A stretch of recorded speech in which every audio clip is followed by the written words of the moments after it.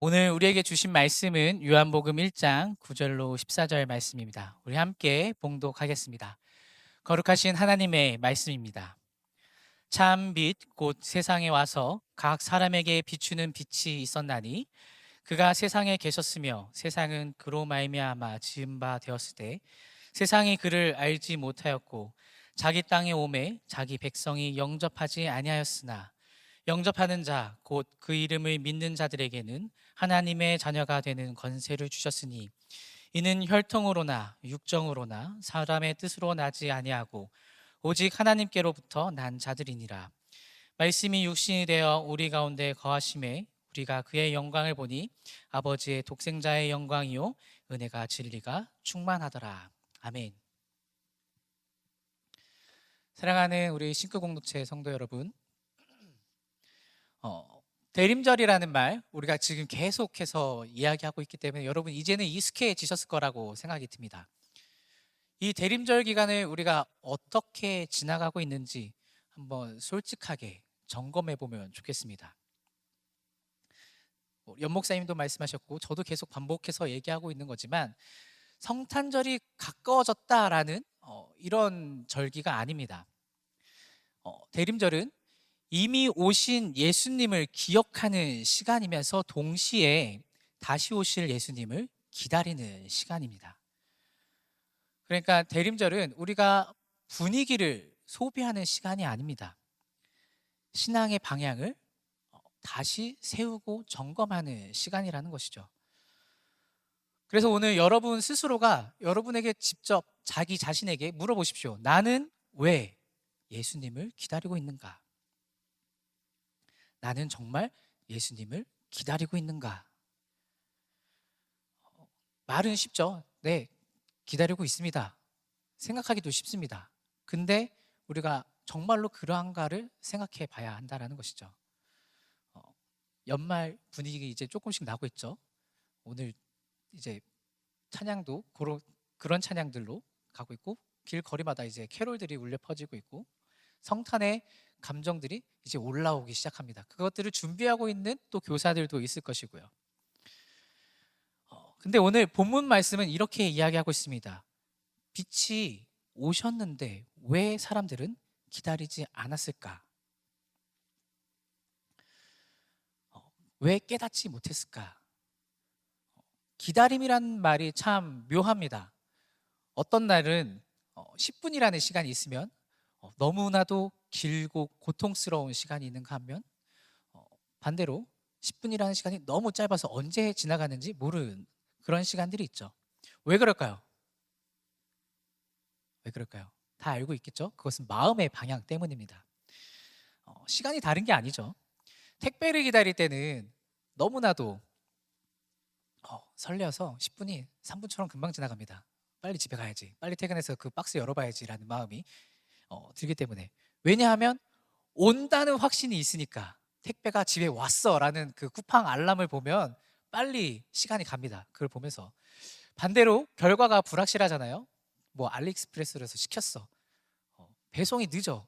자꾸 근데 빨리 오는 건데도 뭐 불확실성이 있다. 그러면 10분이 1시간처럼 지나간다는 거죠. 올까 안 올까? 될까 안 될까?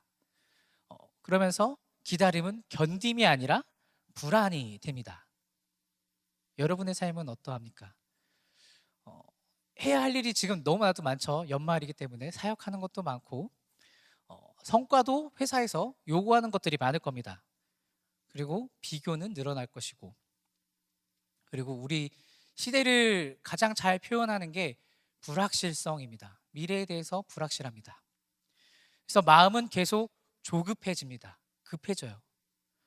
그래서 우리는 기다리기를 싫어해요. 빨리빨리 효과가 나왔으면 좋겠어요. 그러니까 어떻게 해요? 바쁘게 움직여요. 멈추면 불안하니까. 멈추는 순간 내 마음이 들리거든요. 야, 너 이렇게 해서 괜찮겠어?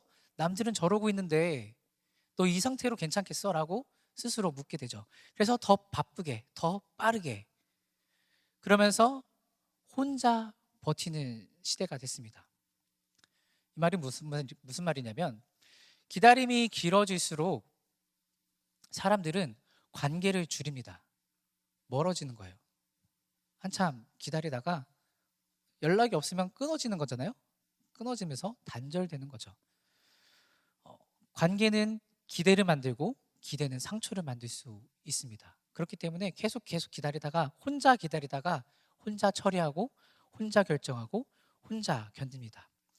그런데 우리가 신앙생활에서 이 점을 적용할 수 있어요. 아주 중요하게. 예수 그리스도의 다시 오심을 기다려야 하는데 우리가 이것을 잃어버렸다면 하나님과의 관계가, 예수님과의 관계가 끊어지고 단절된다라는 것이죠. 이 말은 무슨 말이냐? 정체성을 잃어버리게 된다라는 겁니다. 신앙에 있어서 기다림은 정체성을 이야기합니다. 결국 나는 누구인가에서부터 기다릴 수 있는 거예요. 내가 누구인지 분명하면 상황이 흔들려도 기다릴 수 있어요. 그런데 내가 그리스도인이라는 이 정체성이 흐려지면 상황이 조금만 힘들어져도, 상황이 조금만 흔들려도 소망이, 기다림이, 신앙 정체가 사라진다라는 거죠. 상처받았어요. 아니면 회사에서 어떠한 일이 크게 터졌어요. 그러면서 하나님과 관계가 멀어지는 거죠. 하나님 없는 것 같아 라고 말하면서 내 기도 들어주지 않는 것 같아. 오늘 본문 9절 한번 살펴보면 9절에 이렇게 기록되어 있습니다. 참빛 곧 세상이 와서 각 사람에게 비추는 빛이 있었나니. 사도 요한이 이렇게 이야기했습니다. 빛이 올 예정이 아니라 이미 왔다라고 표현합니다. 문제는 빛이 없었다는 것이 아니라 사람들이 그 빛을 알아보지 못했다라는 것이죠. 구약 성경에 가장 맨 끝에 있는 책이 뭘까요? 아시는 분? 끝까지 안 읽어보셨죠? 네, 반응도 없고 재미도 없고 큰일 났네요. 반응 좀 해주시면 좋겠는데. 네, 말라기예요. 말라기. 신약의 맨 처음은 뭘까요? 네, 마태복음. 아주 감사합니다. 성경에서 말라기와 이 마태복음 사이에 기간이 존재해요. 400년이라는 시간이 존재합니다. 이 시간을 암흑기라고 말하기도 하고 중간기라고 표현하고 암흑기라고 표현하는데, 우리가 이 한 장을 넘기는 시간은 1초잖아요. 근데 그 시간이 400년이라는 시간이 걸렸다는 거죠. 왜냐하면 말라기 선지자 이후에 하나님께서 마태복음 이전까지 다른 이들에게 말씀을 주지 않았기 때문에 그 기간이 기록되지 않았습니다. 요한복음 1장 1절에서 5절을 한번 살펴보면 예수님이 등장하기 전까지 왜 이 시기를 암흑시대라고 표현했는지 한번 살펴보고자 하는데, 제가 봉독해 드리겠습니다. 태초에 말씀이 계시니라. 이 말씀이 하나님과 함께 계셨으니 이 말씀은 곧 하나님이시라. 그가 태초에 하나님과 함께 계셨고 만물이 그로 말미암아 지은 바 되었으니 지은 것이 하나도 그가 없이는 된 것이 없느니라. 그 안에 생명이 있었으니 이 생명은 사람들의 빛이라. 빛이 어둠에 비치되 어둠이 깨닫지 못하더라. 여기서 말씀과 빛이 등장합니다. 이것은 예수 그리스도를 의미하죠. 말라기와 마태복음 사이에 말씀이 없었고 빛이 없었기 때문에 암흑 시대다라고 말하는 것이죠. 근데 말라기와 이 마태복음 이 시기는 하나님의 말씀이 사라진 시대라고 말하면서도 하나님께서 이 세상을, 독생자를, 그 예수 그리스도를 보내시기 위해서 준비하신 기간이라고도 말할 수 있습니다. 하나님의 사랑이 전파되도록 준비된 시간이라는 거죠. 근데 문제는 예수님이 오셨는데 그 빛을 원했는데 알아보지 못했다라는 것이 바로 문제라는 것이죠. 오늘 본문인 10절에서 11절을 보면 세상이 그로 말미암아 지은 바 되었을 때 세상이 그를 알지 못하였고 자기 땅에 오매 자기 백성이 영접하니 하지 아니하였으나 라고 이렇게 기록되어 있습니다. 여기서 세상이 그를 알지 못하였다라고 표현하고 있습니다. 알지 못한 것은 내가 세상을 지으신 하나님과 관계가 없다라는 겁니다. 하나님의 그 언약을 믿으면서 메시아를 기다리는 그 언약 백성이, 이스라엘 백성들이 하나님과 관계가 없어짐으로써 그 정체성을 잃어버렸다라는 것이죠. 여러분 기억하셔야 할 거는 하나님을 잃으면 사람 자신도 분명하게 잃어버리게 됩니다. 그 자신 정체성을. 내가 누구인지 모르고 왜 사는지 모르고 무엇을 위해 기다려야 하는지 무엇을 해야 하는지 잃어버린다라는 겁니다. 그래서 빛이 오셨음에도 불구하고 하나님이 직접 사람의 몸을 입고 오셨음에도 불구하고 사람들은 만나려고 하지 않았습니다. 이 400년이라는 기간 동안 아니 그 이전부터 선지자들을 통해서 하나님께서 계속적으로 말씀하셨어요. 하나님께서 나에게 돌아오라 돌아오라 라고 말씀하셨어요. 근데 이들은 듣지 않았고 하나님의 언약 백성이라는 정체성을 잃어버리게 됐죠. 선지자서에서 많은 선지자서에서 그 시대를 이렇게 말합니다. 각자 자기 소견에 옳은 대로 행하였다. 그래서 듣고 싶어도 듣지 못하는 시대가 되었던 겁니다. 그렇다면 우리는 그 시간을 보냈는데 우리는 어떻게 해야 될까요? 그 말씀을 보면서 우리는 어떻게 적용해야 될까요? 내 상태를 한번 확인해 보면 좋겠습니다. 내가 기도하는데 신앙생활을 하는데 하나님의 응답이 없는 것처럼 느껴지고 하나님이 안 계신 것처럼 느껴질 때도 있습니다. 그때마다 우리는 고민하면서 스스로에게 묻습니다. 내가 교회 다니는 게 맞나? 신앙생활 이렇게 하는 게 맞나? 그래서 궁극적으로 이렇게 물어볼 거예요. 파고 들어가면 나는 왜 예수님을 왜 기다리지? 나는 예수님을 왜 믿게 된 거지? 12절로 13절에 그 해답이 기록되어 있습니다. 영접하는 자 곧 그 이름을 믿는 자들에겐 하나님의 자녀가 되는 권세를 주셨으니. 이 말은 단순한 위로가 아닙니다. 여러분의 존재, 여러분의 신분을 알려주고 있는 말씀입니다. 우리가 착각해야 하지 말아야 할 것이 예수님을 기다린다는 것은 우리가 뭔가를 더 열심히 더 잘해야 된다는 것이 아닙니다. 사역을 해야 참된 그리스도인이 된다고, 열심히 살아야 하나님께 인정받는다고, 공동체에 있어야만 의미가 있다라고 우리가 착각해서는 안 됩니다. 물론 중요한 것은 공동체 내에서 인정받는 것 중요합니다. 근데 그것보다 내가 하나님의 자녀다라는 것이 먼저 세워진 다음에 공동체 안에 있어야 의미가 있는 겁니다. 공동체 안에만 있으면 소용이 없는 거예요. 우리 한번 고백하면 좋겠습니다. 저를 따라해 보실까요? 나는, 오셨죠? 나는, 다시 해볼게요. 나는 하나님의 자녀입니다. 한 번 더 하겠습니다. 나는 하나님의 자녀입니다. 믿으십니까? 우리는 노력으로 태어난 존재가 아닙니다. 하나님께로부터 난 자녀입니다. 그래서 우리는 다시 오실 예수님을 기다리는 존재로서 이 땅을 살아가고 있는 것이죠. 우리 14절을 한번 살펴보면 이 14절이 요한복음 전체의 핵심이라고 말할 수 있습니다. 말씀이 육신이 되어 우리 안에 우리 가운데 거하심에. 말씀이 육신이 되어 어디에 거하신다고 하실까요? 우리 가운데 거하신다고 말씀하고 계시죠. 예수님의 오심은 개인적인 체험으로 끝나지 않습니다. 예수님께서 오신 사건은 공동체적인 사건입니다. 예수님은 나 혼자 잘 믿게 하시려고 오신 분이 아닙니다. 우리를 하나의 백성으로 부르시기 위해 오셨다라는 것이죠.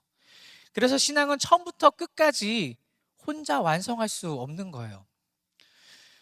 코로나 기간이 너무나도 많은 것을 바꿨습니다. 예배 문화에 있어서 너무나도 많은 것을 바꿨어요. 좋은 것도 있어요. 이런 음향 시스템 많이 발전했고요. 온라인 시스템 많이 발전했습니다. 그래서 말씀에 굉장히 쉽게 접근할 수 있고 기독교 컨텐츠에도 쉽게 접근할 수 있게 되었습니다. 근데 부작용이 있습니다. 뭐냐면 신앙이 점점 더 개인화 되어 간다는 겁니다. 물론 개인적인 것도 중요해요. 경건 훈련 굉장히 중요하죠. 근데 신앙생활이 우리가 교회를 지향해야 할 것은 공동체에 적여야 한다라는 것입니다. 그리스도인이라는 이 정체성이 회복되면 사람은 반드시 공동체로 향하게 됩니다. 혼자 버티는 신앙에서 나 혼자 끙끙대는 신앙이 아니라 함께 세워주고 서는 신앙으로, 위로해주며 안아주는 신앙으로 나아간다라는 것이죠. 우리가 공동체 안에 있어야 하는 이유는 마태복음 18장 20절에 이렇게 기록되어 있습니다. 두세 사람이 내 이름으로 모인 곳에는 나도 그들 중에 있느니라. 아멘.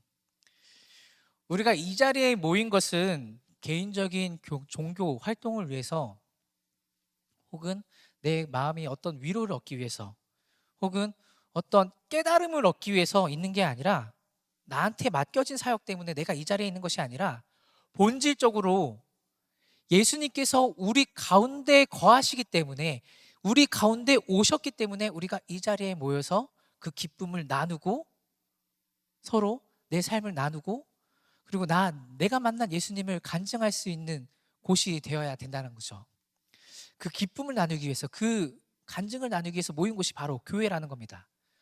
이 교회는 물론 건물이 아니에요. 이 건물 자체가 교회가 아니에요. 교회는 우리 자신입니다. 그런데 우리가 모였을 때 진정한 교회가 완성이 된다는 것을 기억하셔야 합니다. 그럼 공동체성에서 제가 이렇게 얘기했는데, 그럼 이렇게 얘기할 수 있겠죠? 그럼 왜 사역합니까? 아까 사역할 필요 없다라고 말씀하신 것 같은데, 굳이 이렇게까지 해야 되는 겁니까?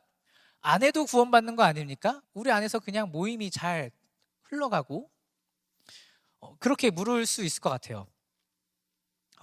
이 질문은 굉장히 예리한 질문인데, 이에 대한 대답도 분명합니다. 사역은 자격을 얻기 위한, 구원 티켓을 얻기 위한 조건이 아니라 여러분의 정체성이 드러난 결과입니다.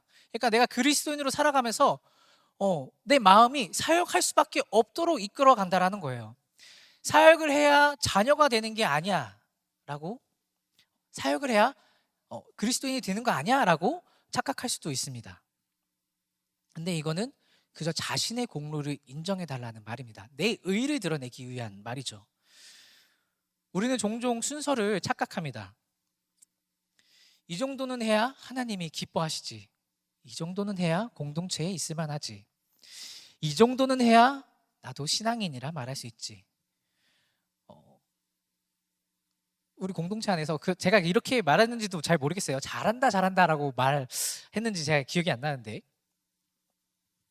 잘 말 안 했으면 미안해요. 다음부터 잘 말할게요. 근데 목회자들이 이렇게 잘한다 잘한다 이렇게 하면 이제 어느 순간부터 이 은혜가 부담이 됩니다. 그러면서 부담이 되면 어떻게 돼요? 내 시간을 뺏기고 내 에너지를 쏟으면서 이렇게 하는 게 맞나라는 의문이 들 수밖에 없는 상태로 나아가게 된다는 거죠. 저는 이런 사역하고 있어요. 저는 이렇게 해요. 저는 이것도 하고 저것도 하고 있어요. 많은 부하가 걸릴 거라고 생각이 듭니다. 우리가 사역하면서.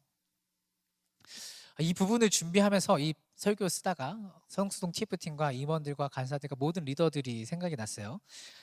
이들이 열심을 내면서 왜 이렇게까지 열심을 내면서 사역하고 있을까? 왜 이렇게 열심히 하고 있을까요? 이들이 시간이 남아서일까요? 물어보면 정말로 바빠요. 바쁜데 진짜 울면서 해요. 왜 이렇게 바쁜 거지? 라고 울면서. 시간이 남아서 그런 게 아니에요. 그저 맡겨진 하나님의 부르심에, 그 사명에, 하나님의 자녀라는 그 정체성에 내가 순종하기 하고 있기 때문에 그 일을 감당하고 있는 겁니다. 사랑하는 우리 산부 예배자들, 그리고 신금 공동체 여러분, 하나님의 백성이라는 정체성을 먼저 회복하셨으면 좋겠습니다. 그러면 사역은 자연스러워지는 겁니다. 하나님은 이런 일이 필요하다라고 말씀하시는데 언제까지 거절하면서 혼자만의 신앙을 가지려고 하십니까? 여러분, 빛을 본 사람은 억지로 빛을 비추지 않습니다. 빛 그 자체가 됐기 때문에 자연스럽게 드러나는 거죠. 그리고 사랑하는 하나님의 백성, 그 자녀라면 하나님의 그 일을 외면하지 않습니다. 누가 시켜서가 아니라 하나님이 필요로 하시기 때문입니다. 그래서 내가 사역을 하다 보면 점검을 해야 될 때가 있어요. 무거워질 때가 있습니다. 부담이 될 때가 있습니다. 일이 너무 많아서인가? 이렇게 자문할 수도 있는데, 물론 일이 많겠지만